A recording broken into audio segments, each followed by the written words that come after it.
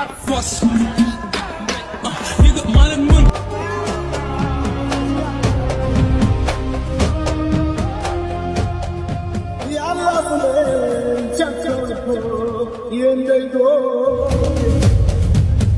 Considérant que M. Ousmane Sonko ayant recueilli la majorité absolue des suffrages exprimés, il y a lieu de le déclarer élu président du parti Pastef des Patriotes pour un mandat de 6 ans. Pour la première fois, les patriotes se réunissent en congrès. C'est le congrès historique. C'est notre élan décisif pour protéger la révolution citoyenne.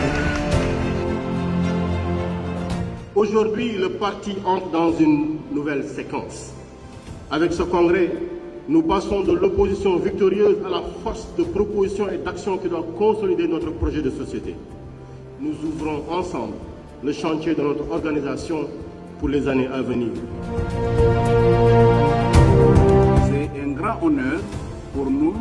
de prendre part a ce moment historique. Les traigo un saludo del pueblo de Venezuela. Je vous transmets les salutations du peuple de Venezuela. La Mauritanie et le Sénégal sont liés par une histoire commune, une géographie partagée et des relations humaines profondes et anciennes.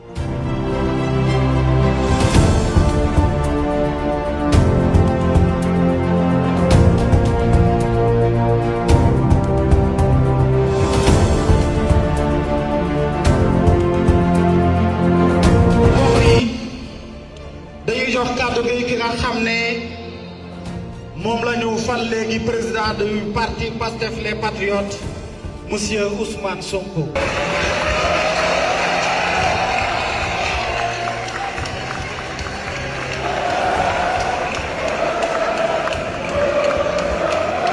Je veux d'abord vous remercier du fond du cœur pour la confiance renouvelée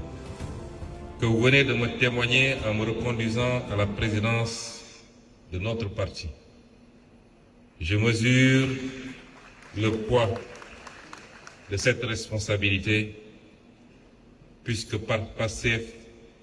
n'est pas un parti ordinaire dans le paysage sénégalais, dans le paysage africain et au-delà dans la perception mondiale. Et donc cette confiance n'est ni un privilège ni un honneur personnel. Elle est une charge, une responsabilité et une exigence de fidélité envers notre peuple, nos militants, nos martyrs et notre option panafricaniste et de solidarité internationale. Notre ambition est de bâtir un pays où le paysan vit dignement de la terre, où les ressources halieutiques sont préservées pour nos pêcheurs et où le génie de nos artisans et entrepreneurs patriotes transforme et crée la richesse sur place. Un Sénégal où le diplôme ne conduira plus à l'humiliation sociale, où l'école formera des citoyens confiants dans leur histoire et capables d'inventer leur avenir. Nous voulons un Sénégal où les femmes seront pleinement reconnues comme des forces centrales de la transformation nationale, où les jeunes auront accès au savoir et à la responsabilité, à la culture, au travail. Un Sénégal où l'administration servira le citoyen avec efficacité et dignité, où la justice inspirera confiance, où la corruption cessera d'être perçue comme une fatalité. Nous voulons enfin un Sénégal réconcilié avec lui-même, fier de ses langues, de ses cultures, de ses spiritualités et de son histoire. Un Sénégal capable de dialoguer avec le monde sans se renier, de coopérer sans se soumettre et d'avancer vers l'avenir sans tourner le dos à l'Afrique. Nous sommes à un tournant de l'histoire. Les générations futures nous demanderont si nous avons eu le courage d'aller jusqu'au bout. Oui, et nous le demanderons. Les générations actuelles nous le demandent déjà.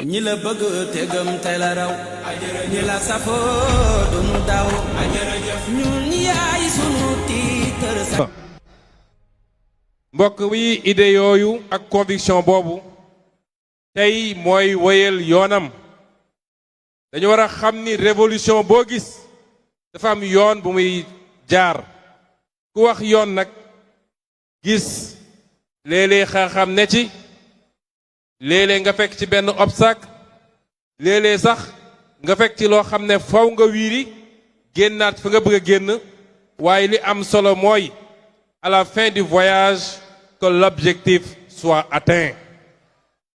Et nous sommes dans ce voyage. Kon damay njëkk a gërëm, vous me permettrez avant tout de remercier tous nos hôtes étrangers, dont certains sont encore à Dakar, certains sont ici dans ce stade, de les remercier d'avoir fait le déplacement pour venir répondre à l'appel de Pastef. C'est des partis frères, des partis amis, avec lesquels Pastef noue une relation qu'on voudrait étendre progressivement dans tous les pays d'Afrique pour que le courant de pensée que nous incarnons, un courant de pensée souverainiste, patriotique, qui n'est pas exclusif des autres, mais qui pense d'abord aux intérêts du Sénégal et aux intérêts de chacun de nos pays, que ce courant de pensée puisse prospérer, s'aimer et se répartir dans tout le continent. Chers représentants de vos partis respectifs, permettez-moi au nom de Pastef, dont vous voyez une illustration aujourd'hui, de vous dire merci et de vous souhaiter un bon retour chez vous. Je me parle ñooñu ma gërëm l'ensemble du peuple sénégalais parce que politique dafa am parti politique ak ñi ca bokk ñi fi nekk ñépp waa Pastef lañu waaye am ñoo xam ne du ñu jënd carte politique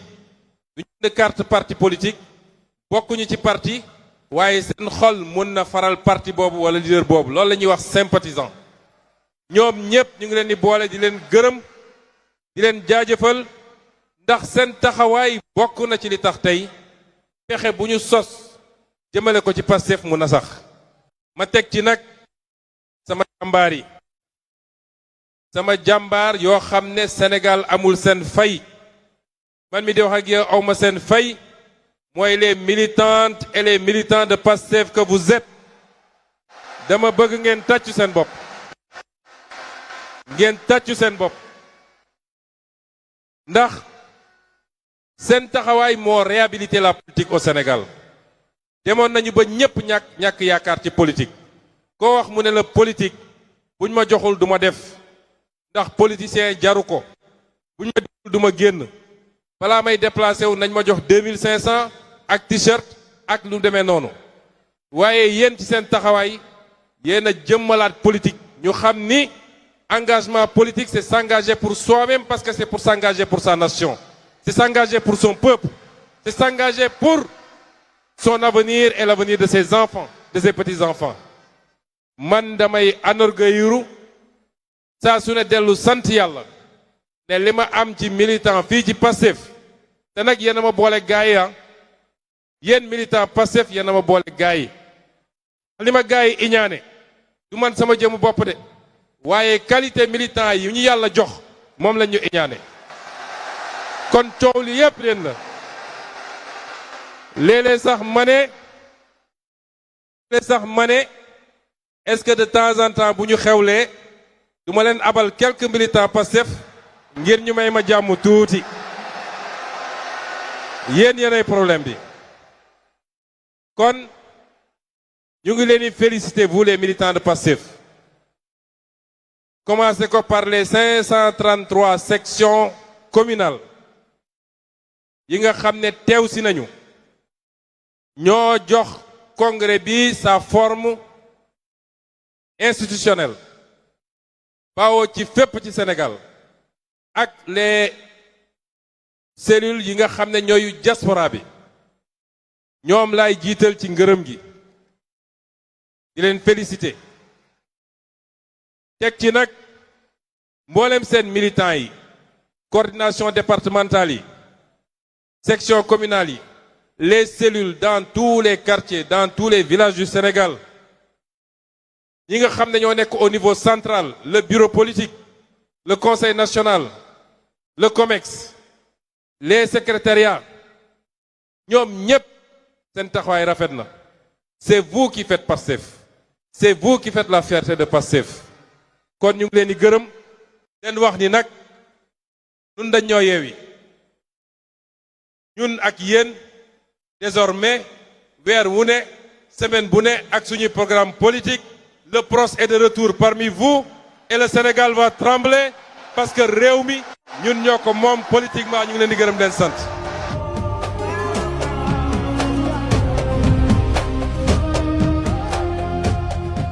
yàlla bu leen càkk yéen day